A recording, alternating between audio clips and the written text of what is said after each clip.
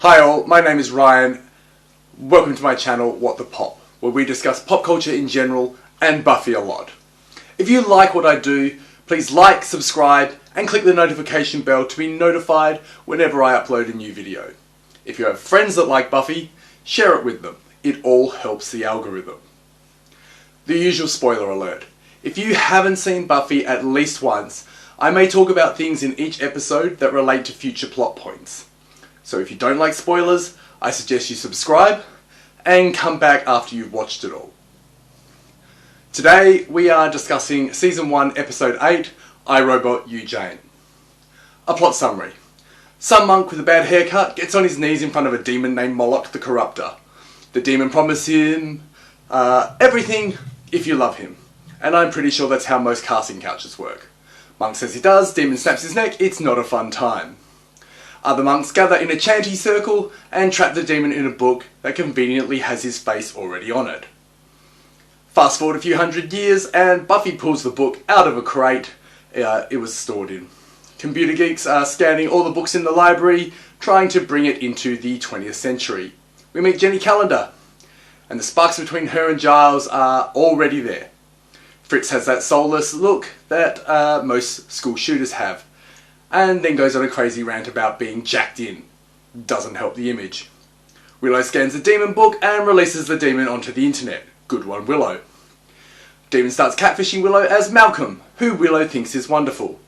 Buffy and Xander think he's an axe-wielding circus freak who is going to murder Willow. Dave sets Buffy up to die, but warns her at the last second. Moloch writes Dave a suicide note and has Frex kill him. They go to rescue Willow, who's been kidnapped by Fritz. Jenny is a techno-pagan, knows about the demon in the internet, and summons her techno-pagan friends to make a chanty circle. Moloch gets trapped in a robot body, Willow rejects his love, fighting ensues, Molochs get fried, and everyone's love life sucks.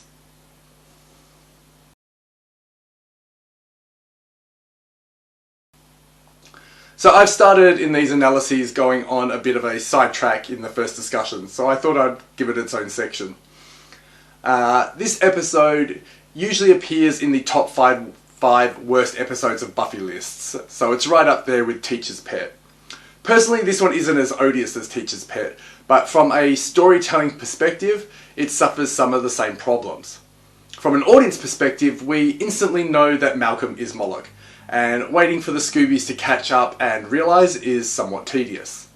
Today it also suffers from being horribly dated in terms of technology and the fears we once had around it.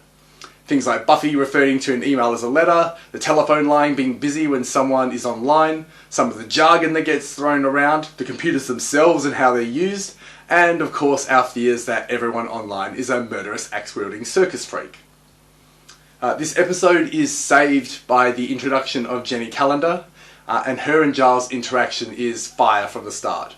They have witty and interesting banter, and Jenny's final line about her ears not being the place she dangles the corkscrew from shows the spark between them. It's worth sitting through this episode just for this.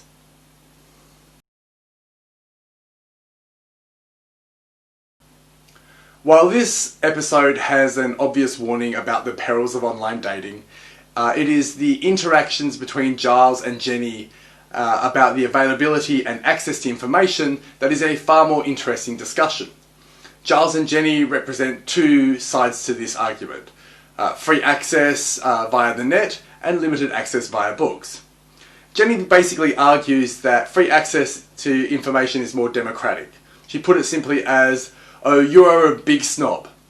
You think that knowledge should be kept in these carefully guarded repositories where only a handful of white guys can get at it. This was reflective of much of history and still happens somewhat to this day, particularly to women, where information is kept by some and only given to certain individuals, usually men. We know today that access to knowledge or in education is the single biggest factor in raising people's social status, particularly that of women, and therefore their power. Now Giles' position is a little more nuanced than just simply being a gatekeeper to keep knowledge in the hands of the few. It's not the access to information that he seems to have an issue with, it's the way that information is received and processed. When Jenny asks him what his issue with information online, he says that knowledge should be tangible and smelly, that it should trigger sense memory if it's to be retained and learned, and that information obtained online has none of that and is therefore ephemeral. His biggest argument against it, though, is that information is decontextualized and can therefore be misused. Giles isn't acting as a gatekeeper to information because he doesn't think people should have it. He's acting as a gatekeeper in the way it's consumed and processed. Jenny was right. He's a big snob. However, he was correct. We see today that there is a glut of misinformation and a whole host of people making money off of spreading misinformation. We've seen information reduced to small sound bites, easily consumable bits of information with very little context. Without the context, the point is often missed and, more often, purposely misconstrued in pursuit of some agenda. It stops being information and just becomes propaganda. As the internet typically lacks any gatekeepers, i.e. it isn't really censored to any major level, that misinformation is easily spread.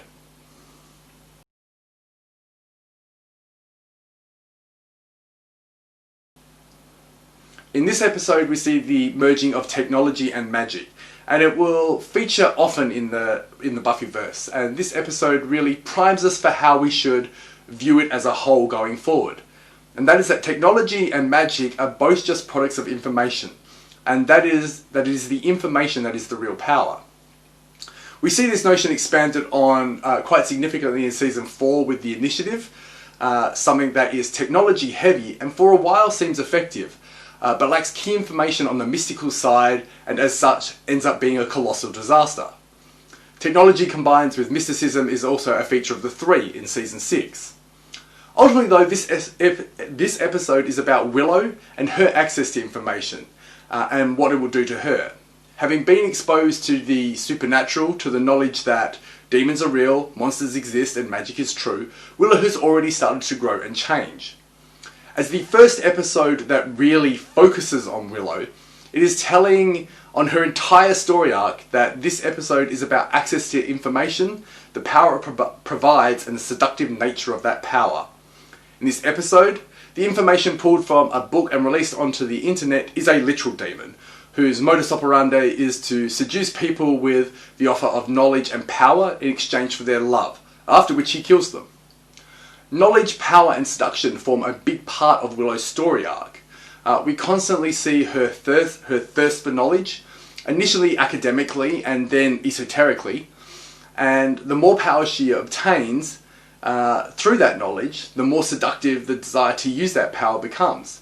D'Hoffryn tried to recruit her as a vengeance demon because of this, although she did decline.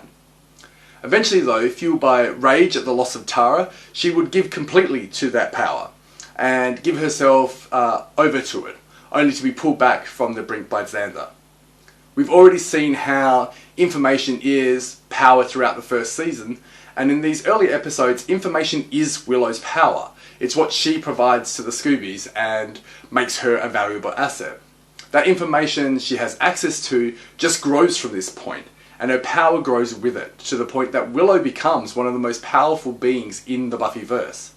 Interestingly, in this episode, when Willow is being seduced by Moloch and therefore unavailable to be the provider of information, it is Xander who fills that role.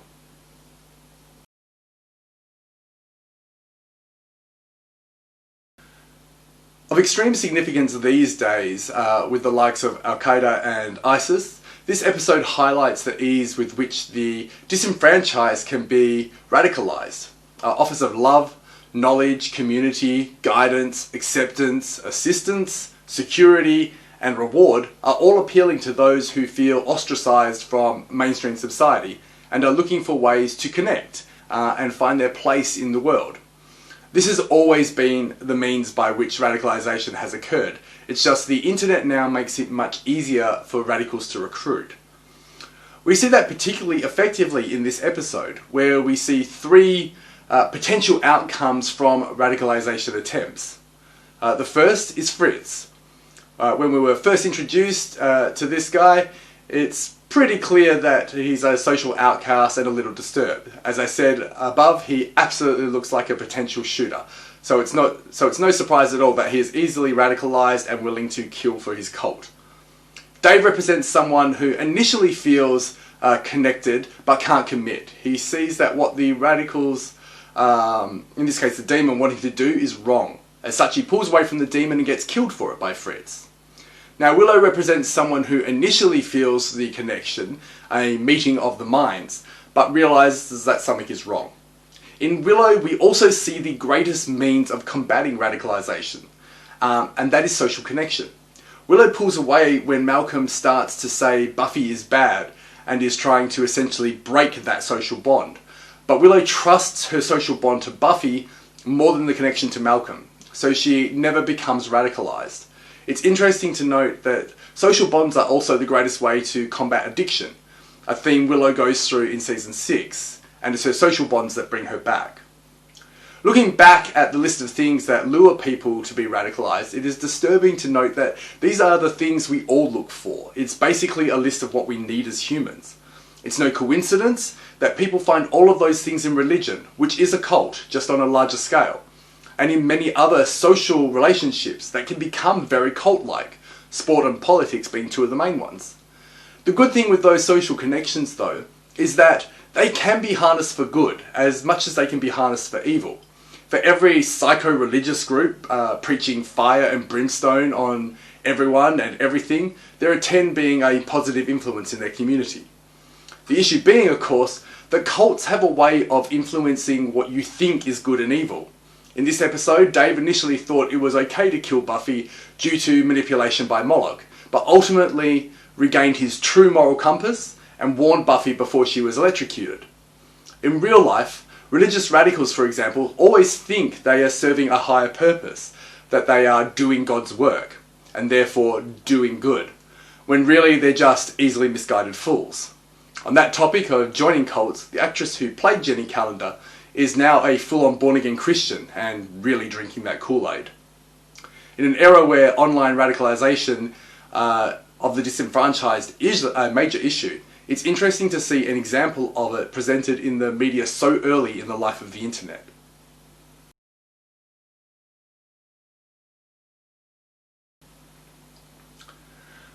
When Miss Calendar enters Giles' office and there is a voice on the radio talking about FBI files and other news, that's Joss Whedon. Dave is most likely a reference to 2001: A Space Odyssey, where the computer Hal goes a little kill happy with the crew and utters the famous line, "I'm sorry Dave, I'm afraid I can't do that." Though that Dave fares a little better than our Dave in this episode. Buffy's birthday is shown twice in this episode. Both of them are different and both of them are incorrect. The first is 5679, the second is 10/24/80. The year given on her tombstone in season 5 is correct, 1981, and Joss Whedon has said her birthday is January 19th, which aligns with the episode Doomed, where she says she's a Capricorn on the cusp of Aquarius. In the final scene, Willow laments that the one boy who liked her was a demon, and is reminded by Buffy that the boy she likes is a vampire, and the teacher Xander had a crush on was a giant praying mantis. Buffy says, "Let's face it, none of us are ever going to have a happy, normal relationship." And it is an accurate description of the love lives of our Scoobies over 7 seasons, and even beyond into the comics. My favourite quote this episode is between Giles and Miss Calendar. Jenny says, "Well, you really are an old-fashioned boy, aren't you?" And Giles says, "Well, I don't dangle a corkscrew from my ear." Jenny replies, with a wry smirk, "That's not where I dangle it." Thank you for watching. If you've enjoyed this look into the Buffyverse, please like and subscribe to the channel. If you think I missed anything or disagreed with anything I said, put it in the comments below, and I'll see you next time.